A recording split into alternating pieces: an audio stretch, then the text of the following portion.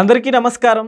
After 35 years తర్వాత champion మూవీలో నందమూరి ఫ్యామిలీకి సంబంధించిన ఒక వారసులు ఎంట్రీ ఇవ్వబోతున్నట్టు కూడా తెలుస్తుందన్నమాట. సో దాని గురించి ఒకసారి తెలుసుకునే ప్రయత్నం చేద్దాం. ప్రస్తుతం మనతోటి సినీ క్రిటిక్ జగదేవ్ గారు ఉన్నారు. వెల్కమ్ చెప్దాం. Hello sir. Hi Zakir. Yes sir, after 35 years తర్వాత 90s అంటే అందరు గుర్తుపడతారు. సో ఇప్పుడు మళ్ళీ గుర్తుపడతారంటారా?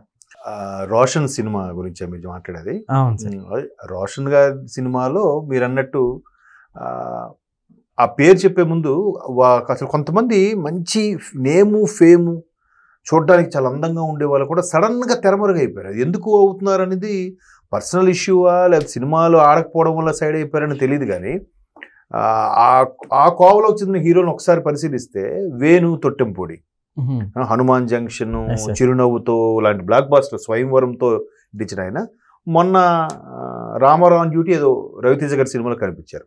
తర్వాత రోహిత్ 16 లాంటి సినిమాల్లో, అలాగే శంకర్ దాదా MBBSలో క్యాన్సర్ పేషెంట్గా చిరంజీవి గారితో యాక్ట్ చేసిన పర్సన్ సడన్గా తెరమరుగైపోయాడు. ఆయన కూడా అలా చాలామంది ఉన్నారు. అయితే ఇప్పుడు అదే కోవకు చెందిన వ్యక్తే మన నందమూరి కళ్యాణ చక్రవర్తి. ఆ పేరు చాలా వినే ఉంటారు, బట్ పర్సన్ చూడరు. ఆయన అంటే 90sలో అయితే ఖచ్చితంగా లంకేశ్వరుడు సినిమా గురించి చెప్పాలి. దాసనారాయణ గారి సినిమా అది. మెగాస్టార్ చిరంజీవి గారి హీరో. అందులో మెగాస్టార్ చిరంజీవి గారి చెల్లెలు రేవతి, ఆ చెల్లెలి భర్త ఈయన నందమూరి కళ్యాణ చక్రవర్తి. ఆయన స్వయాన మహానుభావుడు నందమూరి తారక రామారావు గారి తమ్ముడు తనయుడు. సార్ యాక్చువల్లీ ఆ తమ్ముడు కూడా అంటే ఎన్టీఆర్ గారికి అన్ని దగ్గరుండి ఎగ్జాక్ట్లీ వస్తే ఆయనే నందమూరి త్రివిక్రమరావు గారు.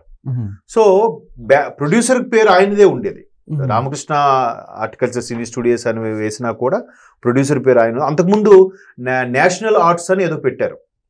ఎన్టీఆర్ గారు సినిమా ప్రొడ్యూస్ చేశారు. మీరు బాలయ్య గారు ఎన్టీఆర్ జీవిత చరిత్ర తీసిన కథానాయకుడు సినిమా చూస్తే ఎన్టీఆర్ కూడా ఎప్పుడు ఉండే ఏకైక వ్యక్తి నందమూరి త్రివిక్రమరావు గారు తమ్ముడు. చాలా అంటే అన్నయ్య తాలూకా కాల్ షీట్లు, బాగోగులు, ఎక్కడ తీసుకెళ్ళడం, షూటింగ్ అన్నీ ఆయనే చూసుకునేవాడంట. తర్వాత పిచ్చి పుల్లయ్య లాంటి కొన్ని సినిమాలు తీసి అప్పుడు ప్రొడ్యూసర్గా మారారు. నేషనల్ ఆర్ట్స్ ఏదో సంథింగ్ కరెక్ట్గా నేషనల్తోనే వస్తుంది, అట్లాంటి బ్యానర్ పెట్టారు. దానికి ప్రొడ్యూసర్ త్రివిక్రమరావు గారే. నందమూరి తారక ఎన్టీఆర్ గారు సమర్పించని వస్తుంది. సో అటువంటి రాము గారి అబ్బాయి ఇది కళ్యాణ్ చక్రవర్తి 90sలో ఇంటి దొంగ, అల్లుడుగా, అత్తగారు జిందాబాదు, తర్వాత రౌడీ బజార్ ఏదో రౌడీ దర్బార్ సంథింగ్ అలాంటి ఏవో 2-3 చేశారు. తర్వాత ఆ ఇంటి దొంగ సినిమా కోడిరామకృష్ణ గారి సినిమా చాలామంది చెప్తే తెలిసింది, చాలా బాగుంటుంది అనమాట. అంటే కన్న కొడుకే తల్లిదండ్రులకి సరిగ్గా చూడకపోవడము ఆ సినిమాలో హీరోగా చేశారు ఆయన. అలాంటివి మంచి కలెక్షన్స్ వచ్చిన సినిమాలు ఉన్నాయి. తర్వాత కొన్ని పోయాయి, సహజం, అప్ అండ్ డౌన్స్ అవుతాయి కదా. తర్వాత ఎందుకు ఆయన మేబీ బిజినెస్ వైపు వెళ్ళిపోయారా లేదంటే ఇండస్ట్రీ మీద ఇంట్రెస్ట్ లేక వెళ్ళిపోయారో తెలియదు. కానీ ఇప్పుడు సుమారు అన్నట్టు 30-35 ఏళ్ళ తర్వాత ఏంటది మన శ్రీకాంత్ గారి అబ్బాయి రోషన్ సినిమాలో ఒక పవర్ఫుల్ క్యారెక్టర్ చేయబోతున్నారు. అప్పటికిప్పటికి పర్సన్ 35 ఏళ్ళు అంటే అప్పుడు కనీసం యంగ్గా ఒక 25 ఏళ్ళు వేసుకున్నా, ఇప్పుడు 60+ కదా. ఈజీగా 60 బాలయ్య గారు ఏజే ఉంటుంది. బాలయ్య గారు ఆయన మరి నందమూరి అంటే కజిన్స్ కదండి. సో ఆయన కూడా చాలా స్మార్ట్గా ఉండేవాడు మనిషి. బాలయ్య గారు లాగా తెల్లగా స్మార్ట్గా చాలా బాగుండేవాడు. మంచి హైటు, పర్సనాలిటీ, హీరోయిక్ పర్సనాలిటీయే.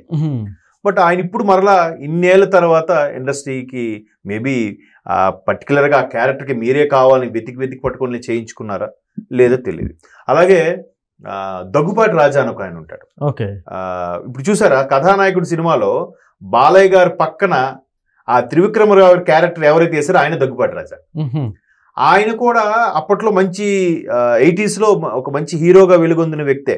చిన్నారి స్నేహం అనే సినిమా నాకు చిన్న గుర్తుంది. ఆ సినిమాలో ఒక 4 స్నేహితుల్లో ఆయన ఒకడు. సో అట్లాగే చాలా ఇండివిజువల్గా కూడా చేశాడు. ఇప్పుడు ఆయన స్కంద ఏదో సినిమాలో, ఇది బోయపాటి గారి సినిమా స్కంద, రామ్తో, అందులో రామ్ తండ్రిగా ఏదో చేశాడు. ఆయన చాలా ఏళ్ళ తర్వాత కనిపించాడు. మళ్ళీ బాలయ్య గారి కథానాయకుడు సినిమాలో బాలయ్య గారు ఎన్టీఆర్ గారు చేస్తే ఎన్టీఆర్ గారి తమ్ముడు నందమూరి త్రివిక్రమరావు గారి లాగా ఈ దగ్గుపాటి రాజాయి చేశారు. ఈయన కూడా సడన్ గా ఎందుకు ఫేడ్ అవుట్ అయిపోయారు తెలియదు. అట్లా చాలా మంది.